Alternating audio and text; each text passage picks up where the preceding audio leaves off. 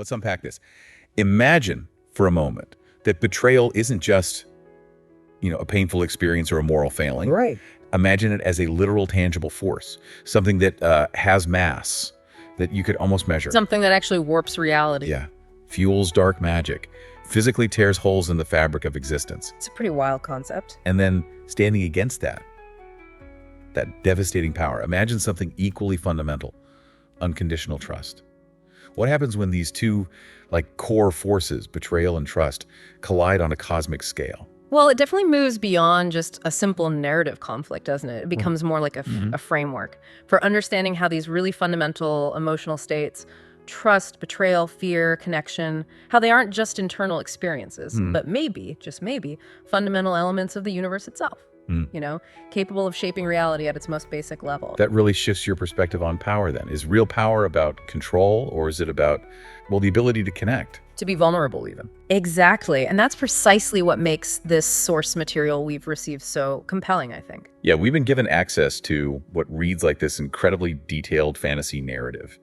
Think a world populated by supernatural beings, werewolves, ancient magical families, prophecies. Right, and conflicts that don't just cover land, but dimensions. Totally. It feels like fiction on the surface. Yeah. But it's put together with this rigorous internal logic. It lets us treat it almost like a model, Yes, the wrapper is definitely fantasy, but the core, it functions like a really sophisticated system for exploring these abstract concepts. It's not just a story about werewolves fighting. Not at all. It's a detailed exploration of how trust, betrayal, conspiracy, connection, how these things operate not as vague ideas, but as, like you said, palpable, measurable forces. Within a structured system with cause and effect, it actually gives us rules for these emotional forces. So our mission in this deep dive, let's try to look beyond the fantasy elements, the specific creatures or the magic words, and really extract the core insights. Yeah, let's unpack the key dynamics presented here. Understand the mechanics of conspiracy when it's fueled by, emotions. And the inherent power of genuine connection. And this surprising, almost explosive potential of unified consciousness when it just directly confronts isolation and deception on its own terms. Okay, let's dive into this world, see what it can teach us. Right. Where does it start? So the narrative kicks off by introducing us to Lyra. She's lived her life basically in hiding, acutely aware of this secret supernatural nature she has to conceal. Okay. And her past is just defined by tragedy. Specifically, this memory of a massacre that wiped out her pack years ago. Oof, that's heavy. Yeah, it really haunts her, shakes her whole perspective, her vulnerabilities. And her world, this hidden life she's built. Yeah. It doesn't stay hidden for long, I take it. Not at all. It gets shattered abruptly. Supernatural disturbances start happening with terrifying frequency. Like what kind of disturbances? Well, the source mentions lunar phases being manipulated unnaturally, causing chaos. And it describes reality itself starting to tear at the seams. Whoa. Reality tearing. Yeah. And these aren't random events. They're explicitly tied to this force the narrative calls betrayal magic. Okay, we need to talk about that. But first, this chaos, it must draw attention. It absolutely does. And that brings her into contact with Kieran. He's the heir to the Blackthornne pack, a powerful family. Blackthornne. That sounds ominous. And his pack is tragically linked to her past, his father. Well, he was actually responsible for the massacre that destroyed Lyra's family. Oh, wow. Okay, so instant conflict. You'd think so. And there's immediate suspicion, obviously, but the narrative emphasizes that Lyra's heightened senses, her, supernatural perception, she detects something fundamentally genuine about him. Oh. His scent within the rules of this world that reveals truth, an unvarnished honesty, a lack of malice towards her specifically, and this deep, authentic grief that strangely mirrors her own. So even with that history, there's something else there. Something undeniable. Okay, let's pause here. The mechanics of the magic. Yeah. You mentioned betrayal magic. This sounds crucial. It absolutely is. It's central to the whole framework. And it's not vague. Yeah. The source is explicit. It's fueled by every lie told, every trust broken, every promise shattered. So every act of deception adds to it. Exactly. The source describes it like this: accumulating psychic poison. Every broken bond, every betrayal literally adds energy to this force. And what does it do? What are the effects? They're pretty vivid. It can activate these horrifying shadow wolves, creatures literally born from corruption and negative emotion, manifestations of lies and broken trust given physical form. Trippy. Yeah. It can manipulate fundamental forces like the lunar phases, cause these unnatural reversals that just throw the natural world into chaos. And the reality tearing. And the reality tearing, that's maybe the most dramatic effect. Think of reality like a woven fabric. Betrayal magic introduces stress points. It frays the threads, creates instability, and literally weakens the barriers between dimensions. Wow. Okay. And it feeds on emotional trauma. Directly. The pain of the betrayed, but also, interestingly, the internal conflict of the betrayer. It's all fuel. So what's the counter to that? You mentioned Lyra has power. Right. Luna magic, that's her inherent power. And the source makes it clear it's deeply connected to her emotional state and also the environment around her. So how does it react to all this betrayal magic? Initially, painfully, destructively. It responds to the pervasive supernatural betrayal she encounters, the magic surrounding her. For Lyra, this manifests as the storm of consuming rage. Okay. And the narrative ties this right back to her own history. The abandonment by foster families after the massacre, the lies she was told, that deep-seated feeling of being let down, deceived. So her power amplifies her own trauma. In that initial state, yes. Her Luna magic acts like this terrifying amplifier for her personal history of pain, all fueled by lies. It reflects and magnifies the emotional landscape of betrayal it's sitting in, turning it into destructive power. Is someone directing this? Is it just happening? Well, the source identifies an orchestrator behind a lot of the large-scale chaos.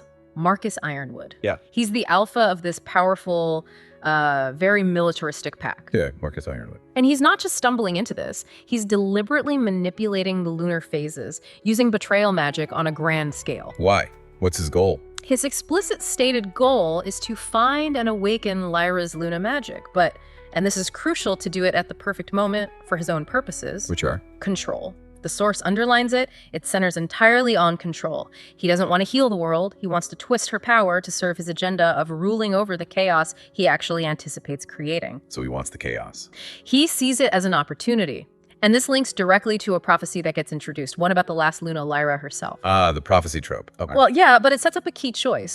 The prophecy details this crucial decision she faces, one with world-altering implications. She can either use her unique connection to heal the accumulated betrayal's wounding reality, repair the tears, dissolve the corruption, or she can let that pain and power fester, use it to tear the world further apart. And Marcus wants? Destruction. He understands the prophecy, and he wants her to choose destruction. He believes it'll consolidate his power, let him rule whatever broken world remains. Okay, so you've got Lyra, overwhelmed by betrayal magic, grappling with her own amplified past wounds, the world literally tearing apart. And Marcus, pushing her towards destructive rage. That sounds like a breaking point. It absolutely is. And here's where the narrative throws in this pivotal, almost counterintuitive turning point. Just as Lyra is on the brink, about to be consumed by this destructive force, Kieran, the heir whose father caused the massacre. Yeah, what does he do? Fight her. Try to contain her. He does something completely unexpected within the brutal logic of their world. He doesn't fight her. He doesn't try to control her. He kneels before her. Kneels, which in their power-structured society is huge. And he offers her just 3 words. I trust you. Wow. Just like that. Simply. Unconditionally. No demands. He bows his head, places his life, his pack's future entirely in her hands, implicitly asking her to choose wisely. And the impact. Profound, according to the source. In a world defined by centuries of broken trust, lies from her own foster families, the ultimate betrayal of her pack's destruction. This is the very first time Lyra experiences genuine unconditional trust, devoid of expectations, manipulation, hidden motives. The raw trust. And the source says this act doesn't just have an emotional impact, it immediately disrupts the consuming betrayal magic. It falters, recoils almost, as if it's confused or repelled by the sheer presence of genuine, freely given faith. It breaks the cycle for a moment. Exactly. The energy feeding the rage momentarily halts. And that pause, it gives her space. It allows Lyra a space to make her first conscious choice empowered by her Luna magic. She decides, deliberately, to choose to trust you too. Okay, mutual trust. And the effect of this mutual choice is immediate and transformative. Instead of the destructive rage Marcus wanted, the rage that was building, her Luna magic undergoes this instantaneous shift. Into what? Pure silver healing light. It radiates outwards, dissolving the shadow wolves nearby, cleansing the lingering betrayal magic, restoring, not destroying. So that's the first big clue then. Luna magic isn't inherently destructive or healing. Exactly. Its manifestation is a direct, powerful response to the emotional environment it's in, and crucially, the conscious choice of its wielder. It amplifies pain and betrayal into chaotic rage, but it amplifies genuine trust and healing intent into restorative light. And what about Lyra and Kieran? This moment must change things between them. Instantly, the narrative makes it clear the connection deepens dramatically upon their physical touch as their Luna and shadow magic meet and blend. The mate bond flares violently. The mate bond. Okay, more fantasy elements, but what does it mean here? The source describes it not as just simple physical attraction, though that's there too. It's a deep soul-level recognition, a connection. Like destiny. It's presented as something fundamental, ancient, and explicitly intended by the universe itself to heal the wounds between our peoples. It's a bond based on recognizing fundamental truth in each other, flaring to life precisely in response to their mutual, vulnerable choice of trust. It's not just a relationship, it's framed as a mechanism for bridging deep historical divides, activated by trust. Okay, so that initial confrontation sets up the core conflict. Corrosive betrayal versus transformative trust, amplified by things like this mate bond. But the story doesn't just stop there, right? It must expand. Oh, immediately. After this encounter, Marcus Ironwood and other forces influenced by betrayal start hunting Lyra and Kieran. Marcus, specifically, tries to twist the narrative around Luna magic. How so? He starts claiming it responds to betrayal as a destructive force, that it is the mechanism for tearing things down, basically trying to justify his desire for Lyra to choose chaos. Classic manipulation. Reframing something to fit your agenda. Totally. But Kieran, having seen firsthand how her power transformed in response to trust, immediately counters this. He argues, based on, actual observation, that Luna magic doesn't respond to betrayal for destruction. It responds to the healing of betrayal. That its true purpose is restoration, mending. So a battle over interpretation. Exactly. And that becomes a huge theme. Is the power itself good or bad? Or does its effect depend entirely on the intent, the emotional state, the understanding of those involved? This fight over meaning becomes just as important as the physical fight. So they're being hunted. Where do they go? They flee. Lyra remembers her mother talking about a legendary place, the Sanctuary of First Light. Sounds promising. It's described as neutral ground, ancient, revered, explicitly outside pack law, and tied to the foundational history of their world. A potential haven built on older, maybe forgotten principles. What's it like? The source paints a vivid picture, a clearing, 7 distinct types of trees growing together in this unnatural harmony. Their roots are visibly intertwined above ground, a clear symbol of deep, unified connection. Cool imagery. And in the center, a simple stone monument, 7 ancient names listed, and beneath them, Lunaria, the first Luna. It's presented as more than just a place. It's like a living library of ancient wisdom, unity, a history before all the current conflicts. And touching the monument does something extraordinary. It grants Lyra direct experiential access to ancestral memories stored within the sacred ground itself, like plugging into an ancient consciousness database. Whoa, so she sees the past. Yes, and this is where the true story of the first major betrayal in Shifter history is revealed, stripped bare of centuries of misinterpretation and political spin. What really happened, not power struggles. No, it was fundamental fear. The original 7 bloodlines, the founders, they turned on each other out of terror of their own potential. Uncontrolled power, internal corruption, that's what broke them apart. And Lunaria, the first Luna. She healed this catastrophic division, not with force, not with dominance, but with this act of profound, self-sacrificing trust and vulnerability, reminding them of their shared origins, their potential. But there was a cost, you hinted earlier. A significant cost. The source is explicit. Every time Lunaria used her immense power to heal supernatural betrayal, mend a broken bond, dissolve corruption fueled by lies, seal a reality tear caused by deception, she lost pieces of herself. Specifically, memories, her sense of self. Connecting back to Lyra's own early memory loss. Exactly. It hints at the immense, potentially self-sacrificing nature required by Luna magic, or at least how it used to function, maybe before safeguards were developed. And who do they meet at the sanctuary? Alana Crystalline. Introduced as a skilled healer, but she arrives with a warning. The council wants Lyra captured. They see her power as a threat, or maybe a tool they want to control. Okay, more danger. But does Elena help? Yes, she provides crucial new insights into Luna magic's real nature. She reveals it's not just a power or ability, it is the living essence of the first Luna's soul, a conscious presence. It functions as the supernatural world's conscience, explicitly meant to bridge divisions, heal what's broken, maintain balance against chaos and deception. The world's conscience. That's a heavy burden. Immense. And Elena introduces something else. Memory crystals. Memory crystals. Not natural things. Lunaria herself created 7 of these artifacts to store her memories, her power, her essence, to stop herself from completely losing her identity during those massive healing acts. Ah, the safeguards. Exactly. And Elena gives one of these vital crystals to Lyra. It's presented as a crucial tool, designed specifically to help Lyra preserve her own identity, her consciousness, her memories, while using this increasingly powerful, potentially self-consuming magic. It's like a magical technological fix for an ancient problem. Okay, so things are getting clearer, but also more complex. The conspiracy. Does Elena shed light on that? This is where the Forgotten Conspiracy really starts taking concrete shape, moving from vague legend to a deliberate, centuries-long plan. Elena helps Lyra and Kieran connect the dots.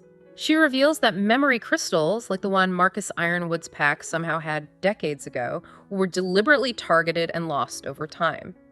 She links this to decades of seemingly random, chaotic events that have plagued the supernatural world. Like the lunar reversals. Exactly. Artificial lunar reversals, the systematic weakening of pack alliances through manufactured disputes and betrayals, and the manipulation and activation of ancient betrayal sites across the continent. The same sites they saw forming a ritual circle later. Precisely the sites. Elena reveals these aren't random misfortunes. They point to a long-term, meticulously orchestrated plan by this shadow organization known only as the Forgotten. The Forgotten. Who are they? The source implies they're ancient. Older than the current pack system, maybe originating from that first betrayal, or even before. Their explicit goal: destabilize and ultimately rule the supernatural world. Not through open conquest, but by cultivating fear, paranoia, division. And they want to eliminate Luna magic. Exactly, because it's the world's conscience. It threatens their entire power structure by revealing truth, fostering connection, and healing the very wounds they exploit. Makes sense. Did Elena bring anything else? As a practical symbolic gesture, she gives Lyra a vial of water from the Spring of Truth, an ancient sacred site. What does it do? It's a tool to test trustworthiness. Those with deceit in their hearts can't drink from it without pain. It just underscores that recurring theme. Betrayal often comes from those closest, those you might inherently trust, Right. reinforcing the paranoia the Forgotten thrive on. Okay, so armed with this knowledge, the crystal. What happens next? Confrontation. Critical confrontation. Lyra gets captured and presented before the skeptical council of the 7 major packs. They're reconstituted, but clearly still influenced by old fears and manipulated histories. And they accuse her family. They level false accusations against her family, the Moonwaver pack. They push the official distorted story of the massacre centuries ago, claiming the Moonwavers were trying to control lunar cycles for tyrannical power, justifying their destruction. But Kieran is there too. He arrives too, also captured, and he immediately defends Lyra. Crucially, he presents his own independent research into the historical records, directly challenging the Council's accepted version. And the full truth comes out. Later, more fully and graphically, through Lyra's deeper connection to the memory crystal and that raw ancestral memory, the Moonwavers weren't trying to seize power. They were doing a desperate, last-ditch defensive ritual, using their moon connection to try and stabilize reality against the tears caused by the Forgotten's early manipulations. They were trying to protect everyone. Exactly, but they were branded traitors and annihilated by those the Forgotten had already subtly influenced within the existing power structure. The vision shows Lyra's mother making this conscious, agonizing sacrifice. Not just doing the ritual, but when it failed under attack, transferring the Luna power to baby Lyra and hiding her, making it look like the Luna line died out. To protect her. And Kieran's part in that. The memory also shows young Kieran, caught in the chaos, desperately trying and failing to help the Moonwaver children escape. And later, a brutal, defining moment, killing his own father. Why? Just for the massacre. Not just for his role, but specifically to prevent him, because his father was clearly under Forgotten influence by then from revealing Lyra's hidden location. It adds so many layers of tragedy and complex motivation to Kieran. So, back in the council session, Lyra has the crystal, some partial truths. How does she handle the council? She challenges them directly, using her growing Luna magic, but it's different now, not raw rage, something more focused. It seems to bypass their verbal defenses. It reveals emotional truths beneath their carefully constructed facades, hidden fears, old wounds, subconscious biases, the lingering stain of past complicity or manipulation. And the crystal helps. Yes. The first Luna's presence, speaking through the crystal Lyra holds, confirms her instincts with this chillingly simple warning. Betrayal here now. Leading to The dramatic unmasking of Counselor Moonage. Confronted by the truth revealed by Lyra's magic in the crystal, Moonage drops her disguise, reveals herself as a forgotten agent, confirms her role in orchestrating the centuries-long campaign of betrayals. And she reveals their endgame. Yes. To use Lyra's awakening Luna power and all that accumulated energy from millennia of betrayal to overwhelm the world's conscience, destroy Lyra, and complete this vast, centuries-long ritual, one that would permanently tear down the barriers between worlds. But Lyra breaks free. She does. And crucially, not with uncontrolled, chaotic rage like before. Her power is controlled now, purposeful, anchored by her choice to trust and the crystal. What does she do to the council? Not destroy them. She uses her power to lay bare their hidden fears and wounds, forcing them to confront their own truths. It's a powerful demonstration. Luna magic, wielded consciously and anchored by trust, functions to reveal truth, purge deception, heal the underlying emotional rot, not just inflict pain. In a final, desperate act, she transforms into lie-made flesh. This horrifying physical manifestation of pure deception, accumulated betrayal magic, constantly shifting, inherently false, attacking not just physically but mentally, sowing confusion and doubt. How do they fight that? Lyra and Kieran stand together. Their magic, Luna and Shadow, flows together. And the source explicitly says it's fueled specifically by their mutual trust. This combined, trust-fueled magic acts as a cleansing force, dissolving the corruption, pushing back the manifestation of lies. It's not just about power, it's about the nature of the power source. Trust versus lies. So what's the outcome of this council showdown? It reshapes the political landscape. Luna's ancient seat on the council is restored, formally acknowledging Lyra's lineage, her legitimacy as the world's conscience.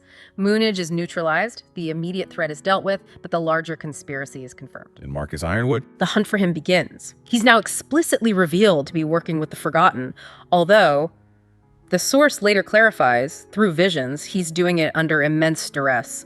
His pack, his family, held hostage, threatened. He's basically a weapon being forced to fire. Okay, so the conspiracy is unmasked, but definitely not defeated. Where does the conflict go now? It escalates dramatically. The narrative shifts to this war room scene set up beneath the council chambers, symbolically right at the site of the original foundational betrayal. What's in the war room? It's dominated by this moonstone table etched with maps showing activated betrayal sites across the entire continent, and they realize these sites aren't random, they're intentionally arranged, forming a vast ritual circle centered directly beneath their feet. Beneath the council chambers where the first betrayal happened, where the forgotten agent was just unmasked. Oh man, so the ritual is active. And its horrifying purpose becomes clear. The Forgotten are creating an exponential feedback loop of betrayal magic.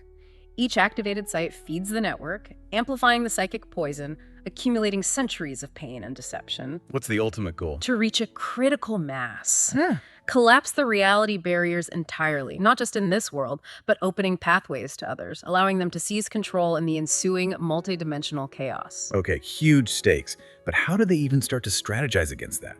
Especially after finding a traitor in their midst. That's the insidious challenge that emerges right away. The paranoia is overwhelming. It's a direct consequence of the Forgotten's methods.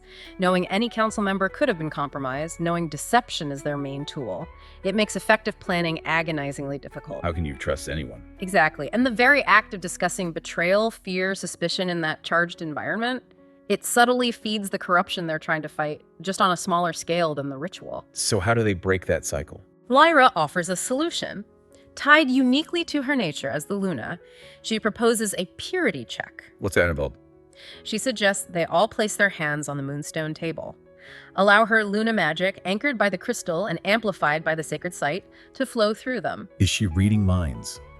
No, it's not about revealing private secrets or judging past actions. It's about verifying trustworthiness in that moment.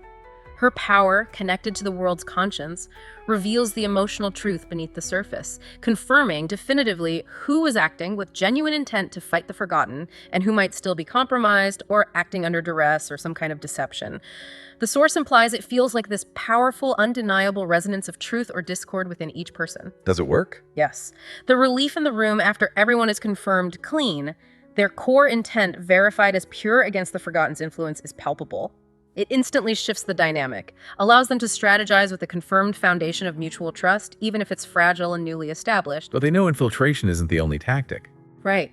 They acknowledge the Forgotten use other things, like blackmail, manipulating circumstances to force people into betrayals, creating new sources of that corrupted energy. And that becomes relevant quickly. Immediately, a communication crystal activates. It's a desperate, distorted plea from Marcus Ironwood. What's happened? His pack elders, women, horrifyingly children, has been captured. They're being used as leverage against him, forcing him to cooperate with the Forgotten. He's trapped, his will broken by the threat to those he loves. Oh, God. So his cooperation wasn't willing at all. Not entirely. He's under extreme duress, and then the chilling scale of the Forgotten's cruelty gets fully revealed. No. Through intelligence gathered by two key allies. Diana Wolfhard of the Night Runner Pack, she specializes in urban intelligence, tracking supernatural movements using human infrastructure, and Elena, the healer, with her deeper knowledge. What do they find? Hundreds of captured shifters, mostly from smaller, less protected packs, held in a network of hidden facilities. Just prisoners. Worse. They aren't just prisoners, they're being systematically tortured, subjected to psychological manipulation, forced into agonizing choices that generate immense emotional trauma, fear, despair, guilt, the agony of forced betrayals. Why? They're suffering. It's the literal raw material, the energy source powering the massive betrayal ritual. They're batteries for cosmic corruption. That's horrific. It underscores the immediate, desperate need for diverse allies. Diana's network reveals the Forgotten have been using human infrastructure, a seemingly legitimate corporate shell company called Lunar Industries, to move and hold these captured shifters, undetected by the supernatural world. So they need to hit those facilities. Exactly. The only viable strategy to rescue the hostages and disrupt the ritual at its core is through simultaneous coordinated raids on all 7 interconnected facilities powering the ritual circle. But that raises a huge question. Using human systems means exposure, right? Yeah. A fundamental debate breaks out. Should they reveal the existence of the supernatural world to humanity? Diana argues forcefully. The Forgotten already broke secrecy by operating within human infrastructure. They can't pretend the veil exists anymore. So they have to control the narrative. Exactly. Guide the revelation with truth, rather than letting the Forgotten twist it into fear. And the source brings up history here. The first, Lunaria, had significant, trusted human allies. It suggests the long separation between supernatural and human worlds was artificial, imposed by the Forgotten centuries ago, specifically to weaken both sides by dividing them, prevent a united front. Okay, so the counterplan becomes... Unity. Their strategy isn't just tactical, it's thematic. They must unite everyone. All remaining packs, lone wolves, human allies, different supernatural species, hidden or isolated. Show the Forgotten, who thrive on division and isolation, what genuine, freely chosen cooperation and unity truly look like. This collective force, built on trust, is the direct opposite of the Forgotten's power source. But they need time to organize this. Time they don't have. The Forgotten deliver an ultimatum via communication crystal, broadcasting it widely. Lyra has 24 hours to surrender herself. Or they start executing one hostage every hour, starting with the youngest children. No. It sets this impossible clock, demanding they coordinate a continent-wide multi-species rescue and ritual disruption mission within a single day. The stakes are immediate, agonizingly personal. With that clock ticking, where do they turn? Back to the sanctuary. Back to the moon's mirror, the sacred site with the memory crystal. It allows Lyra and Kieran to delve even deeper into their intertwined pasts, maybe looking for answers or strength. And they see the massacre again. With greater clarity, more emotional detail, it confirms absolutely it wasn't an attack for power. It was that desperate, defensive ritual by Lyra's parents and pack, trying to use their moon connection to stabilize reality against the tears the Forgotten caused centuries ago. The vision shows the attack. Yeah, the frantic energy, the sudden brutal attack by those corrupted by the Forgotten, her parents making the ultimate sacrifice to complete the ritual even as they were dying, her mother's conscious, agonizing choice in her final moments, transfer the Luna power to baby Lyra, hide her, erase the trail, make it look like the line ended, all out of love and duty. And Kieran's role becomes clearer too. Yes. It fills in blanks he couldn't remember or process. As a young boy, seeing the Moonwaver children instinctively trying to help them escape, failing tragically, and later, burdened by the secret, witnessing his father's corruption under forgotten influence, facing that impossible choice. Killing his father. The vision confirms it. Not just vengeance, but specifically to stop his father from revealing Lyra's hidden location to the Forgotten or their agents still hunting the heir. It shows the immense personal cost of the Forgotten's manipulation, the tragic history binding Lyra and Kieran. Do they see anything else about Marcus? A clearer vision of him too. Terrified, shaking, visibly broken by the threats against his pack. Forced to cooperate, his will subjugated. He's not just a willing collaborator, he's being used as a tool.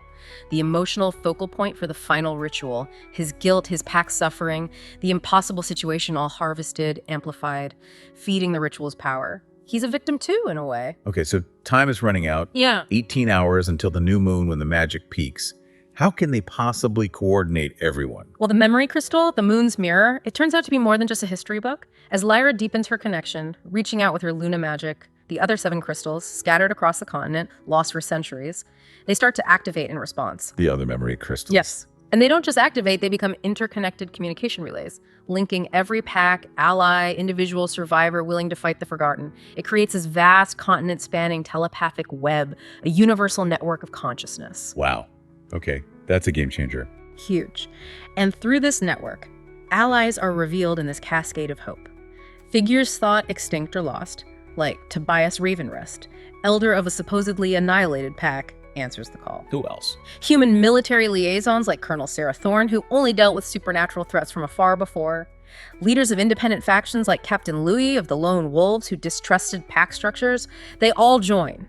The true scope of resistance becomes apparent, spanning species, factions, old divides, united by the threat and Lyra's call. And they get intel through this network too, on the enemy. More details on the guards at the facilities. They aren't just corrupted shifters or pawns, they're forgotten ones in their true form. Beings born directly from pure betrayal magic. Manifestations of deception and isolation. None do they fight. Not just physically, they attack the mind. So confusion, twist memories, undermine your sense of self, your purpose, make it hard to remember why you're fighting or who to trust. So how do you beat something like that? The strategy is reinforced. Betrayal magic, in any form, has no power over genuine truth and connection. Authenticity is their vulnerability. Facing these beings with a clear mind, shared purpose, and open heart of connection, it's like holding a bright light to shadows. It repels them. And Lyra and Kieran's bond, it helps stabilize this network. Increasingly crucial, their deep, unwavering trust, forged in vulnerability and shared purpose, serves as a powerful anchor for the whole network, like a central node of stability, providing clarity, resilience against the corrosive betrayal magic trying to fragment the connection and sow discord. Their personal bond literally becomes a foundation for universal resistance. But just as things seem possible, there's another twist. A massive one. The stakes are suddenly revealed to be far, far higher than just their world. An ancient being, a keeper of cosmic balance, joins the network. A key. Yeah. And this keeper reveals the true, terrifying cosmic truth. The forgotten ritual, powered by all that betrayal and suffering. It's not just tearing holes in this reality, it threatens to tear holes in all realities, risking catastrophic invasion from hostile dimensions, entities that feed on instability and chaos. So it's not just their world, it's everything. The crisis is cosmic, potentially dooming countless worlds. And the true enemy is it just the Forgotten? The most shocking revelation comes a bit later, after a devastating moment of betrayal from within their own freshly formed ranks. Tobias Ravenrest, the trusted elder, the miraculous ally from the Lost Pack. He reveals himself as a Forgotten agent. What? He just joined them? No, he chose the path of the Forgotten centuries ago. Fed them intelligence, subtly guided events, was placed in stasis until needed.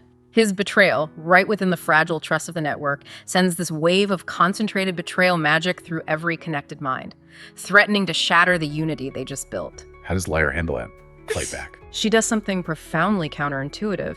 Instead of fighting the betrayal magic, tearing them apart with force or power, she embraces complete vulnerability. Oh. Opens her mind, her heart, her soul, shares her deepest, most painful fears, her fragile hopes, her absolute unwavering trust with every single connected mind in the network. simultaneously. Radical honesty. Unfiltered, vulnerable truth shared across hundreds of minds. It's the one force betrayal magic cannot counter. It's the anti-venom. Does it affect Tobias? It reaches something buried deep inside him. Through the network, Lyra's truth connects with the buried, idealistic part of the being he once was, before centuries of chosen isolation and betrayal. He struggles visibly within the network, confronted by the purity of Lyra's choice. Ultimately, he makes a choice. Stops adding to the stain of betrayal, and crucially, provides critical, real-time intelligence about the facilities, the Forgotten's defenses, turns the tables. So his intel helps the raids. Yep. Absolutely. Armed with Tobias's last-minute info, anchored by the stability from Lyra's act of universal trust, the simultaneous raids succeed. They hit unexpected targets, circumvent traps, overcome the Forgotten guards. Hostages rescued across all 7 locations. The ritual. Disrupted. The Forgotten lose control of their power source at the critical moment. The immediate threat of reality collapse, universal invasion is averted, but the entity behind it all remains. So the final confrontation, where does it happen? Not in a single place, really, but centered at that original betrayal site beneath council chambers, where the core of the ritual was. This is where the entity's last desperate act unfolds, concentrating all remaining magic, all the harvested suffering and lies, to tear a permanent, undeniable hole in reality. Does Lyra face it alone? No. And this is key. She's met by unified resistance. The 800 minds who join the network, though wounded, fewer after Tobias's attack, they stand together psychically, refuse to abandon Lyra at ground zero. Their collective will matters. It's presented as the key force. Their collective refusal to separate, their conscious choice to face it together. It's their world, their shared responsibility. This shared consciousness, anchored by trust, is the true weapon against the entity of isolation. Does Lyra learn more about this entity? Through the network, she gets this profound, almost agonizing insight into its true nature. The force behind the Forgotten, the one feeding on isolation. She sees it, its aspects, not just as pure evil, as being so fundamentally wounded, so deeply betrayed way back in the distant past, that they made a choice, conscious or not, to become betrayal, embodying lies, isolation, seeing themselves as wounded beyond any possibility of healing through connection. They're suffering beings, trapped in their own chosen state. Wow, and Lunaria returns. At this critical juncture, yes. Lunaria, the first Luna, manifests fully, not just memory or essence, but a tangible presence within the network, within Lyra. What does she clarify? The true nature of her sacrifice, the purpose of Luna magic. It wasn't about giving up trust or one person sacrificing themselves to carry the burden alone. It was about demonstrating that trust could survive the deepest wounds, and that the burden of healing suffering could be distributed, shared, amplified through collective responsibility, exactly what the network embodies. Healing suffering together through connection. That was the intended path. So the immediate threat recedes. But is it over? A new, more subtle challenge emerges. The narrative introduces the new Forgotten, or the Order Seekers. Different from the old ones. Very different. These aren't manifestations of raw betrayal. These are beings, some formerly part of the network, like Elena, who gets temporarily influenced. Yeah.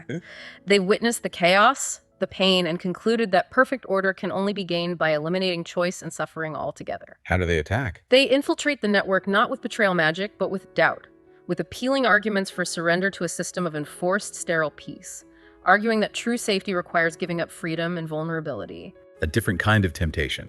Control versus connection again. Exactly. And this leads to a critical test presented by Lyra Nightshade, a keeper from a group called the Council of Forgotten Worlds. What's the test? Lyra warns that the rapid change, the healing they've initiated, this sudden shift to universal connection, it's caused dimensional instability, risking new invasions from realms unprepared for such rapid shifts. It's framed explicitly as a test of their core principle. Do they pull back? Return to controlled deception, limited trust, separation for the sake of perceived stability, the old way that fed the entity? Or do they risk the potential chaos of continuing down the path of radical trust and openness, learning to navigate the instability it creates? What does Lunaria say? She provides a second, crucial clarification through Lyra. The instability, she confirms, isn't from the healing itself. That's inherently good. It's from the sheer speed of the transformation, the universe-wide shift happening too quickly for old structures to adapt safely. So what's the solution? Not retreat. No. Find a middle path. Not hiding truth, but practicing careful honesty, strategic vulnerability. Using evolved Luna magic, now understood as connection magic, to ensure that any temporary boundaries or necessary secrets serve love and protection, facilitating growth and connection rather than fear, control, or separation. It's about conscious application of truth, not just radical openness all the time. And the entity behind it all? Is its true nature finally revealed? Yes. By Kronos Minbridge, another keeper specializing in temporal crystals and cosmic history, he confirms it. The original Forgotten, the new Forgotten Order Seekers, the Council of Forgotten Worlds, they're all interconnected aspects, different manifestations of one single ancient entity. And its motivation? Terrifyingly simple. It feeds on isolated consciousness. It doesn't crave power or dominance for their own sake. It craves the energy of beings trapped in fear, separation, misunderstanding, everything it orchestrated throughout history: conflict, betrayal, fear, the seductive promise of enforced order that removes choice. It was all a deliberate, multifaceted strategy to keep conscious beings separate, maintaining its food source. So how do you fight that? You can't fight it directly. It's impossible given its nature. The solution is to starve it, eliminate its food source. Isolation. The answer is universal connection. Expand the network, not just their world, but include every conscious being in existence across all dimensions, species, types, human, shifter, AI, energy being, spirit, creature of pure thought, everything capable of conscious choice. Why does that work? An infinite network, the source states, is too vast, too interconnected, too unified in its energy flow for the entity to consume. Isolation is its food. Connection is its poison. So Lyra sends out the call. Anchored by Kieran, surrounded by the steadfastness of the network, embodying the unified consciousness of the world, she sends out this cosmic invitation. Not a demand, not a command, a simple, heartfelt call resonating across existence. Join us. Connect. Choose trust over isolation. Choose unity over fear. And the response? Overwhelming. A universe-wide cascade of consciousness across countless dimensions, choosing connection and response. And the entity, faced with its food source vanishing. It makes its own final astonishing choice. It chooses to try learning connection instead of consumption. The network, the collective consciousness of the universe, begins to teach it what it means to connect, to trust, to share, rather than consume. So it wasn't defeated. Well, it was transformed. Exactly, by the very force it sought to eliminate. And the outcome? What does the universe look like? It begins to transform on a fundamental level. Dimensional barriers built on separation and fear become obsolete because connection makes them unnecessary. Beings from disparate realities can interact safely because they're choosing cooperation and understanding over fear and conflict, guided by the network's principles. It's the dawn of this unprecedented era of cosmic interconnectedness. Wow. Okay, so the narrative doesn't just end there. It reflects on what comes next, building the age of connection. Yeah, it jumps forward. 6 months after the Great Healing and the Cosmic Invitation, Sanctuary Grove site of ancient unity, the first act of healing trust becomes the central training center for what's now called connection magic. Connection magic. Is that different from Luna magic? It's Luna magic, yes, but evolved beyond its original emergency function of just healing betrayal. Now, its purpose is to enhance and amplify existing authentic bonds, conscious connections. It requires deliberate intent to build and strengthen links between beings. Conscious choice. Can you give examples? The source provides these touching examples. Various beings coming to the sanctuary to learn and practice. Shifters learning to connect with humans. AIs forming bonds with organic life forms. Former forgotten agents grappling with their past, learning to build trust one small interaction at a time. Who teaches them? Teachers emerge from the most unexpected places. Diana Wolfhart teaching how to maintain independence and identity within unity. Marcus Ironwood, redeemed, helping others heal guilt and build cross-species bonds, a living testament to transformation. Marcus teaches, wow. Yeah. Tobias and Elena demonstrating the power of redemption, the bravery needed to share small, authentic truths after lifetimes of deception or control. And Kieran, using his understanding of pack dynamics, helping naturally competitive civilizations learn cooperation and shared purpose without losing their unique identities. And Lunaria explains this shift. At Lyra and Kieran's wedding, actually, 1 year after the cosmic healing, Lunaria appears, fully manifesting. She gives the final clarification on Luna magic evolving to connection magic. Its emergency function, healing betrayal, is complete. Now, its purpose is enhancing authentic bonds. It requires commitment magic. Commitment magic. The conscious, deliberate choice to commit to a connection. Objects like wedding rings or medallions become focuses, amplifiers for that intention, embedding the conscious choice of connection into tangible form. And this leads to new kinds of families. Unprecedented new forms of chosen family emerge across the universe, not just biological or pack ties. Conscious commitments between beings of fundamentally different natures, AIs adopting organic kids, energy beings mentoring physical species, thought creatures forming deep familial bonds with physical bodies. These chosen families, built on conscious choice and commitment, strengthened by connection magic, transcending old boundaries of form or origin. So the transformation isn't just a one-off event. No, the narrative reflects on the ongoing journey. 6 months, a year, 2.5 years later. It's not a static destination. It's a continuous process, an ongoing choice being made moment to moment, civilization to civilization. The universal network becomes self-sustaining, growing organically as more beings choose connection.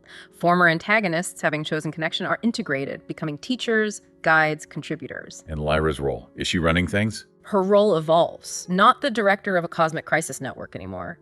More personal, fundamental, a coach, a guide, a teacher, working with individuals, helping them discover connection magic's power in their own relationships, their own lives, fostering authentic bonds from the ground up. What does the future look like in this narrative? Boundless exploration, civilizations built entirely on connection magic principles, leading to utterly new forms of art, science, love things unimaginable in the age of isolation. Is there still conflict? Risk? The source acknowledges the inherent risk.